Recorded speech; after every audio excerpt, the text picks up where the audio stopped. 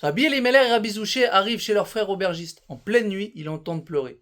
Ils le trouvent assis par terre, un petit carnet à la main, et il leur dit « Chaque fois que je vois ou j'entends quelque chose que je ne devrais pas, je le note.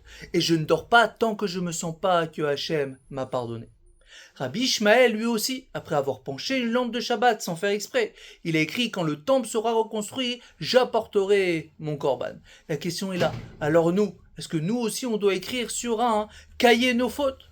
La réponse est la suivante. Avant, il y avait la lumière, donc on pouvait réparer avec un korban.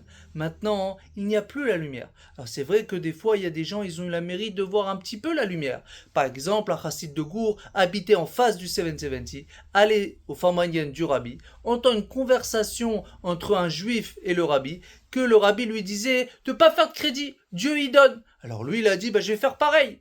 Le premier enfant, il avait de l'argent de côté. Le deuxième enfant, sa femme avait de l'argent de côté. Mais le troisième, ils n'avaient pas d'argent. Mais lui, il a eu la Emouna. Le jour du mariage, il avait son chapeau spécial mariage. Et là, Rav Moshe Yeruslavski, il le voit. Qu'est-ce qu'il fait? Il prend dans sa poche une grosse bourse. Il lui dit, le rabbi, après une grande yichidout, il m'a dit, tu vas trouver quelqu'un qui va se marier aujourd'hui. De là, on voit que ce chassid de Gour avait une petite lumière de Hachem. Mais nous, maintenant, comment on fait pour la réparation comme nous voyons plus cette grande lumière de Dieu? Alors c'est remplacé par la tfila, la tchouva et la conscience. On ne tient plus de carnet, mais on tient nos yeux ouverts. La grandeur, c'est pas d'être parfait, c'est d'être conscient, honnête et prêt à monter de niveau.